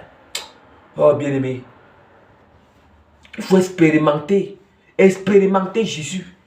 Mais vous êtes toujours là. Ce sont d'abord les dons les trucs ce sont d'abord des choses vaines que nous demandons au Seigneur. Des choses importantes. Importantes. Hein? Importantes qu'on peut demander au Seigneur. Des choses importantes autant pour moi. Des choses importantes. Ah, bien-aimé. Voilà. Voilà la perfection de l'humilité. La perfection. C'est ça. Quand on dit que la perfection du pardon, Jésus-Christ a dit quoi? Toujours la perfection du pardon que je vous ai parlé en haut. Hein? Jésus-Christ a dit que Père, pardonne-leur car ils ne savent pas ce qu'ils font. On doit apprendre à dire cela. Même si c'est que ça nous fait mal. Même si c'est que la personne nous a fait mal. Père, pardonne-lui, il ne sait pas ce qu'il fait. Pardonne-leur, il ne sait pas ce qu'ils font. C'est ça la perfection. C'est ça la maturité. Oui, c'est ça qui prouve que tu es prêt pour être enlevé. C'est ça qui prouve que tu es prêt. N'oublions pas qu'après la perfection, après cette perfection, c'est quoi? Ce n'est que l'enlèvement. La perfection, c'est la 6e étape. C'est ça qui te montre. Pour vous qui voulez être enlevé là, c'est ça. C'est ça. C'est parce que c'est le manque vraiment que tu te rassures que oui, le Saint-Esprit a amené à ce niveau-là. Je suis vraiment prêt par la grâce du Seigneur d'être enlevé.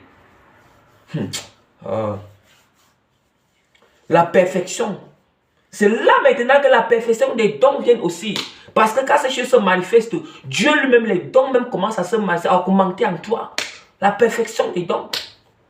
Les dons commencent à être perfectionnés. Ça veut dire que tu ne utilises plus les dons comme en désordre. Tu utilises tes dons avec un discernement. Hein?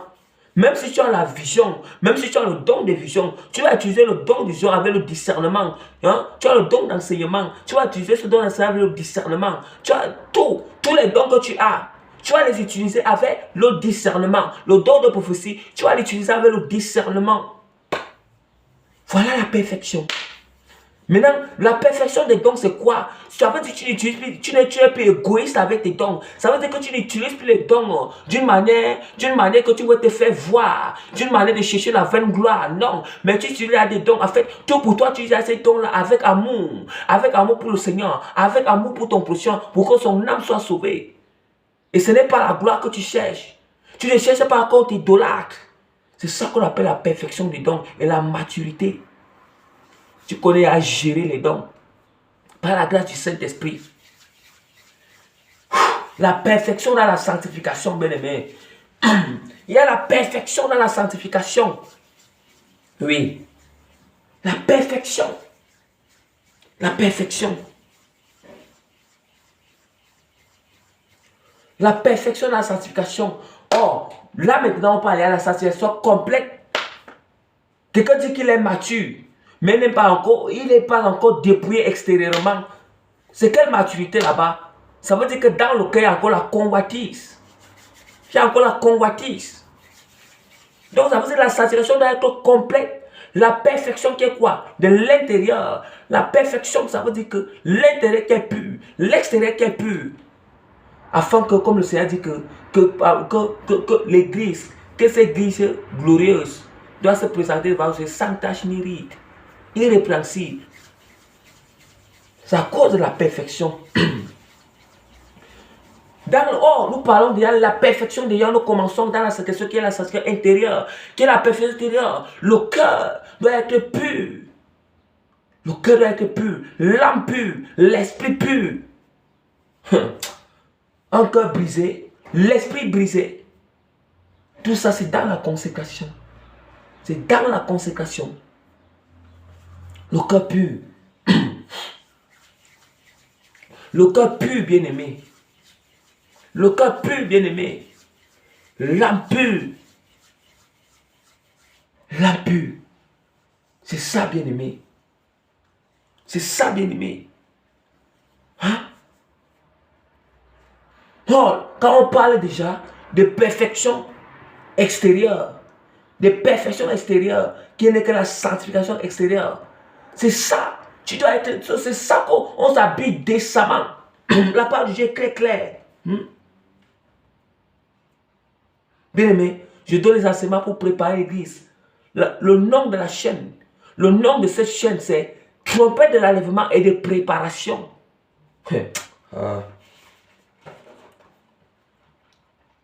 La perfection de l'extérieur. On doit être parfait tout, partout. Ça doit être saint et pur. Tout, partout. Il n'y a rien à laisser. Rien à laisser, bien-aimé. Rien à laisser. 2 Timothée. 1 Timothée chapitre 2, verset 9. Je vois aussi que les femmes vêtues d'une manière décente. Ça veut dire que si une femme, tu t'habilles d'une manière décente. C'est ça. Premièrement, déjà, ton intérêt doit être pur. Là, ton âme doit être pure. L'intérêt doit être pur. Et c'est là maintenant, quand tu t'habilles aussi, l'extérieur aussi pur. C'est ça qu'on appelle l'extérieur pur. C'est quoi? Habiller décemment. Décemment, bien-aimé. Que ce soit décemment, les hommes aussi doivent s'habiller décemment. Avec pudeur et modestie. Pudeur. Avec pudeur et modestie. Pudeur, ce n'est que la pureté, la sainteté. Tu t'habilles d'une manière sainte, d'une manière pure. Avec modestie. La modestie, c'est la simplicité. Tu t'habilles d'une manière simple. Simplicité. Vous attendez? Jésus-Christ lui-même, il était simple. Jésus-Christ, il était simple. Ne se pas ni de graisse, ni d'or. Ne se pas ni de graisse. Ni de graisse, oui, des fausses greffes. Tu dis que tu veux tendre dans la perfection. Tu veux tendre, tu veux être enlevé, tu veux tendre dans la perfection. Mais tu as encore des fausses greffes en toi. Tu as encore des fausses mèches en toi. Des greffes et des fausses mèches qui ne sont que des serpents dans le monde des ténèbres. Des fausses mèches en toi. Tu m'as encore des maquillages. Tu m'as encore. Il dit que tu ne sais pas ni de graisse, ni d'or. Ni de graisse, ni qui ne sait pas ni de graisse, ni d'or. Ni d'or. ni de perles. L'or et les perles, ce sont que des bracelets que vous mettez là, des chaînes que nous mettons là, des chaînes partout au pied, des boucles d'oreilles. Enlevez vos boucles d'oreilles, enlevez vos bracelets, enlevez vos chaînes, enlevez toutes ces choses, même des trucs, je ne sais pas, on appelle ça comment. Il y a souvent ce qu'on met au niveau des reins là. Si on ne sait pas comment, si c'est des colliers là, je ne sais pas comment on appelle ça. C'est en plastique comme ça que les femmes ont souvent mettre ça au niveau des reins. Quand vous mettez ça, tu connais ce que tu es en train de mettre. C'est le serpent que tu mets dans tes reins. Le serpent, il est en train de boire ton sang. Il suce ton sang. Vous connaissez ça. Vous mettez ça dans les reins comme ça, je ne sais pas comment on appelle ça. Ça en plastique comme ça. Il y a les petits boules qui sont là. On met ça dans une corde. Maintenant, c'est le serpent. Vous mettez même ce que vous mettez dans les serpents. Comment vous allez perfectionner? Comment tu seras enlevé? Comment? Le jour que l'enlèvement va sonner, le serpent en toi, est-ce que tu vas monter avec ce serpent au ciel? Hein? Les chaînes. Voilà la perfection de la sanctification.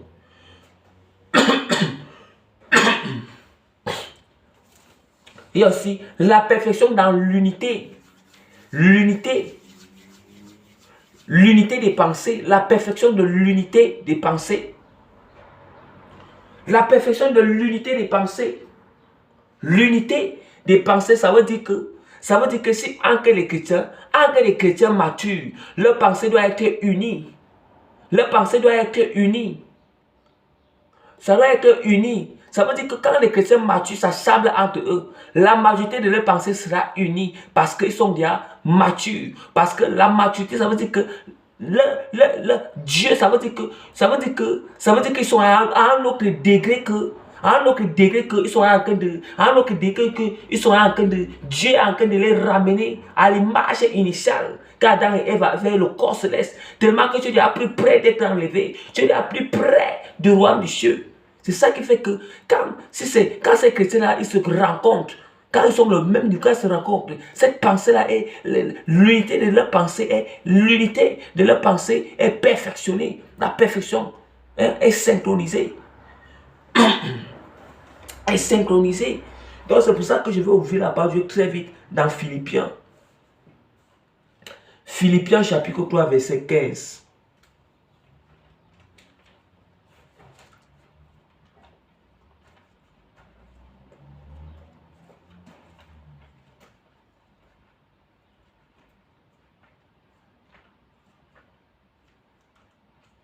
Philippiens chapitre quoi? Philippiens chapitre quoi verset 15. Je lis au nom de Jésus-Christ. Nous tous donc, qui sommes des hommes faits, ayant cette même pensée, et si vous êtes en quelque point dans notre avis, Dieu vous éclairera aussi là-dessus. Là-dessus. Je repasse la deuxième fois pour entrer dans les profondeurs, pour expliquer qu'est-ce que ça signifie. Qu'est-ce que ça signifie? Nous tous donc, qui sommes nous sommes des hommes faits. Nous sommes des hommes faits. Des hommes faits par qui? Par le Saint-Esprit. Des hommes faits par le Saint-Esprit. Ayant cette même pensée. À cause le Saint-Esprit qui habite en nous, à cause de cette maturité que nous avons. Hein? Et si vous êtes en quelque point d'un autre avis, si vous êtes en quelque point, ça veut dire que même si j'ai des chrétiens qui sont matures, ça veut dire que s'il y a un avis, s'ils ne sont pas d'accord d'un avis, ils savent que personne d'entre eux n'aura pas une autre opinion, mais ils savent que c'est le Saint-Esprit. Ils vont laisser que le Saint-Esprit les éclaire. Le Saint-Esprit les éclaire. Là où ils n'arrivent pas à avoir le même avis, ça veut dire que ce n'est pas un homme, mais c'est le Saint-Esprit qui va les éclairer. Dieu les éclairera aussi là-dessus. Hein? Ils sont ceux-là qui vont soumettre l'opinion devant le Seigneur, qui vont soumettre dans la prière. qui vont soumettre. Ils ne vont pas se chamailler, ils ne vont pas se quereller, ils ne vont pas disputer. Non, ils savent que s'il y a quelque chose, il y a une opinion, il y a un avis, on n'arrive pas à s'entendre. Ce qu'on va faire, nous allons soumettre. C'est ça des hommes matures. C'est ça des chrétiens matures, des femmes et des hommes matures spirituellement. Vous comprenez d'où? Vous comprenez d'où maintenant c'est important? C'est là où maintenant c'est important où?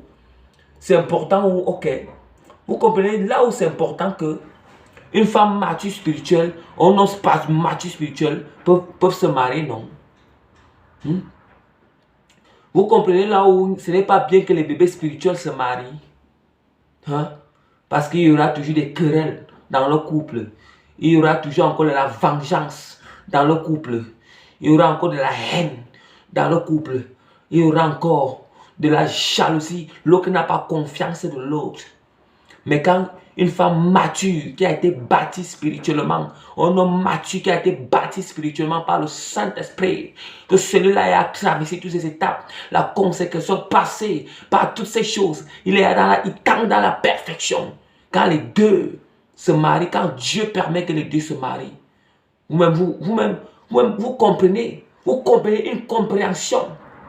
compréhension dans ce genre de mariage, une compréhension dans ce genre de mariage, ça fait que même quand vous n'arrivez pas à s'entendre sur quelque chose, parce qu'il y a les caractéristiques de la maturité en vous, les vertus de la maturité en vous, ça va faire que vous allez soumettre dans la prière. Parce que vous avez le même but est que vous entrez dans le royaume des cieux. Le même but est que vous travaillez l'intimité avec le Seigneur. Le même but est que vous perfectionnez l'amour. L'amour du Seigneur. Vous perfectionnez le pardon. Vous perfectionnez l'humilité. Vous perfectionnez quoi? La sanctification complète intérieur-extérieur. Vous perfectionnez quoi? Bien-aimés, toutes ces choses, vous les perfectionnez. Les pensées, vous perfectionnez vos pensées qui sont uniques. Bien-aimés, c'est là maintenant, vous comprenez. C'est pour ça que vous n'êtes jamais patient. Vous voulez toujours courir, vous marier, vous n'êtes jamais patient. C'est pour ça que vous tombez sur des mauvais choix. C'est pour ça que parfois, quand vous tombez sur des mauvais choix, quand vous tombez sur vous êtes dans les regrets. Le mieux que prendre d'abord, faire d'abord. De mieux que passe d'abord par ces étapes, bien-aimés. Même si c'est que ça prend, ça prend 5 ans ou 6 ans, le mieux est d'être patient et de passer par ces étapes, consécration, restauration, perfection. Et là maintenant, quand tu passes par cela, ça fait que toi-même tu es prêt. Ça fait que du moment, les 6 ans que tu es en train de passer là, ça je sais que toi, la femme, les 6 ans que tu passes là, je sais que Dieu est en train de faire que l'homme au sein, ton homme là, que Dieu va choisir pour toi, il est en train de passer ces mêmes étapes, ces 6 ans là.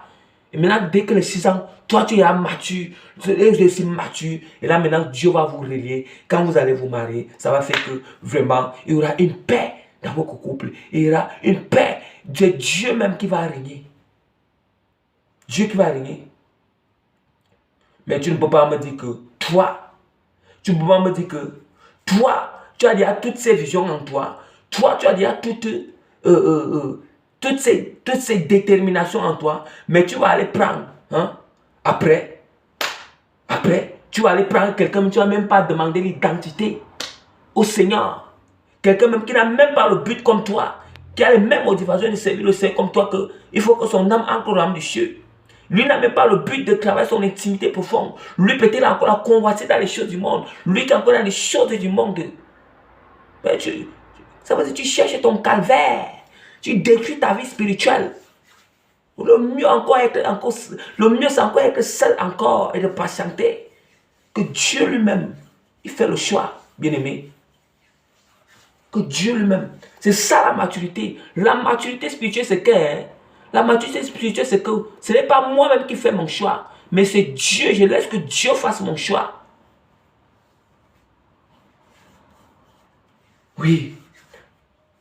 C'est ça la maturité spirituelle. Donc c'est ça que je voulais souligner juste à la fin. Et souligner juste à la fin. Voilà en ce qui concerne vraiment la perfection, bien-aimé. Donc je vais m'arrêter avec l'enseignement là aujourd'hui. Je vais m'arrêter avec l'enseignement là aujourd'hui, bien-aimé. Donc, il va rester. Je vais m'arrêter avec l'enseignement là où Jésus bien-aimé. L'enseignement là où Jésus bien-aimé. Donc, vraiment, il va rester le point B sur la perfection de notre relation spirituelle avec Jésus-Christ.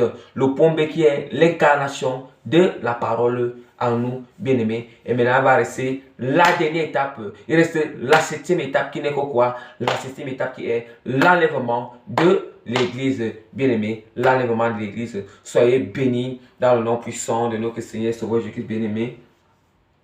Bien-aimés, soyez vraiment bénis. Soyez bénis vraiment. Soyez bénis. Soyez vraiment bénis. Bien-aimés, comme le Seigneur me fait toujours grâce, comme il dit toujours, que celui, je dis toujours que celui vraiment, celui qui veut, celui vraiment qui cherche à mener une vie de consécration, qui cherche la face du Seigneur en vérité, comment faire, bien-aimé, et que celui-là que Dieu aussi, vraiment, que Dieu même, que celui-là vraiment, qui cherche vraiment, si le Seigneur le convainc, je dis que si Dieu le convainc, avant même qu'il me contacte, avant qu'il m'appelle, qu'il demande d'abord au Seigneur, qu'il demande, il faut d'abord que Dieu le convainc, il faut que Dieu le convainc, et c'est pour ça que je laisse toujours mon contact, et voici mon contact, parce que celui qui m'appelle pour des émotions charnelles, pour des choses qui n'honorent pas le Seigneur, je ne marche plus sur les émotions charnelles, je ne marche plus sur les affections charnelles, mais je marche selon le Saint-Esprit, je marche selon que le royaume de Dieu est très proche, l'enlèvement de l'Église est très proche, bien-aimé. Nous ne sommes plus dans le moment de se distraire, nous ne sommes plus dans le moment de distraction, mais nous sommes dans le moment d'être veillés, comme Jésus-Christ a dit que veiller et prier, et je l'ai expliqué l'autre fois par la grâce du Seigneur. Donc voici mon contact, bien-aimé, je le donne toujours 3 fois. Plus 357 96 15 03 27 29 plutôt, c'est pas 27, c'est 29. Plus 357 96 15 03 29. Troisième fois. Plus 357 96 03 96 15 03 29. Donc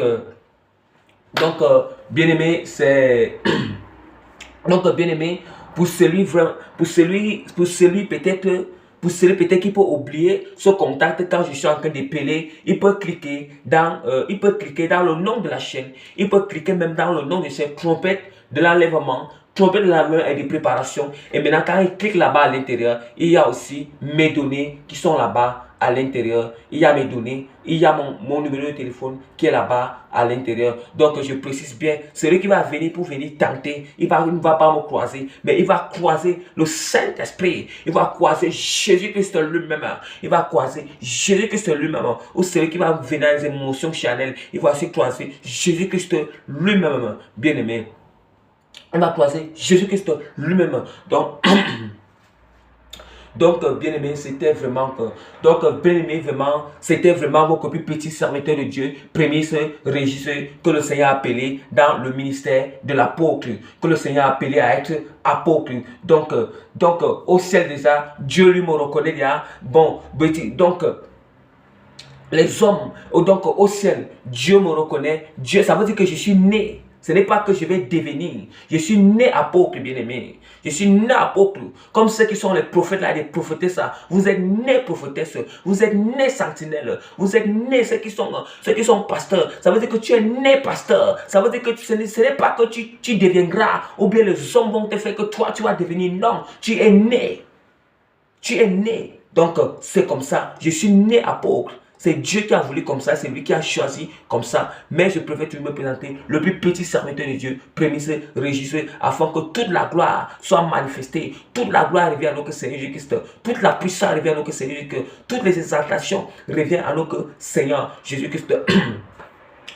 Éternel, mon Dieu, mon Seigneur, Père Tout-Puissant, Seigneur. Je t'en supplie, Seigneur, t'implore et toujours, Père Tout-Puissant, Seigneur, de toucher les cœurs, Seigneur, de tes enfants, Père Tout-Puissant, Père. Oh, Seigneur, je t'en supplie, Seigneur, que cette sémence, Père, que tu m'as fait grâce de déposer encore, Seigneur, ce que tu aujourd'hui, Seigneur, tu m'as fait grâce de planter encore aujourd'hui, Seigneur. Père, je t'implore, Seigneur, que cette sémence tombe, Seigneur, dans une bonne terre, que ça tombe dans une bonne terre, qui est un cœur, Seigneur, fertile, Seigneur, un cœur fertile, éternel, Père Tout-Puissant, Seigneur, un cœur pur, Seigneur, que ça tombe, Seigneur, dans les catanes, Seigneur, et que, Seigneur, ça transforme, Seigneur, ces cœurs, que ça transforme ces cœurs, Seigneur, que ta lumière luise, Seigneur, dans ces cœurs, au nom puissant de Jésus-Christ, Père, que ta grâce, Seigneur, Père, que ta grâce accompagne cette parole, Seigneur, que ta grâce accompagne cette parole, Seigneur, sur tous tes enfants, au nom puissant de Jésus-Christ, Amen. L'agneau qui a été mis à mort, Seigneur Jésus-Christ, toi qui es le roi des rois, toi qui es le sauveur des sauveurs, toi qui marches au milieu des 7 chandeliers d'or, toi qui détiens les 7 étoiles entre tes mains, Seigneur Jésus-Christ, toi qui ouvres la porte et personne ne peut fermer, toi qui détiens le pouvoir sur le séjour des morts, sur la mort et le séjour des morts, Seigneur Jésus-Christ, car tu es l'agneau qui a été immolé, tu es digne de prendre les 7 sceaux et de les briser, Seigneur Jésus-Christ, tu es l'agneau qui a été immolé, tu as racheté pour Dieu les hommes de tout peuple, de toute langue, de toute tribu, de toute nation, Seigneur. Tu as fait de nous un royaume de sacrificateurs afin que nous régnions avec toi, dans le millénium que d'ici peu de temps que tu vas inaugurer, d'ici peu de temps, Seigneur, que tu vas inaugurer, Dieu Père, que tu vas inaugurer, Seigneur Jésus-Christ, que tu vas inaugurer, Seigneur. Merci, Seigneur Jésus-Christ. Merci pour toutes les promesses éternelles que tu nous as faites, Seigneur Jésus-Christ. Merci, Seigneur. Merci, Seigneur, pour le sang que tu as coulé à la croix pour nos péchés. Merci, Seigneur, pour le sacrifice que tu as fait à la croix pour nos péchés. Merci, Seigneur, Père Tout-Puissant, Seigneur, pour le salut que tu as accordé gratuitement à nous avec le Seigneur Jésus-Christ. Merci, Père Tout-Puissant, pour les promesses éternelles que tu as fait, Père. La vie éternelle, Seigneur. La promesse du millénium, Seigneur. La promesse de l'enlèvement de l'Église, Seigneur. Et toutes les promesses que tu nous as fait, Père Tout-Puissant, Seigneur. Merci, éternel Dieu, mon roi. Merci, Père Tout-Puissant. Merci, Seigneur. Au nom puissant de Christ, ainsi que nous avons prié et fait cet enseignement au nom puissant de Jésus-Christ. Amen.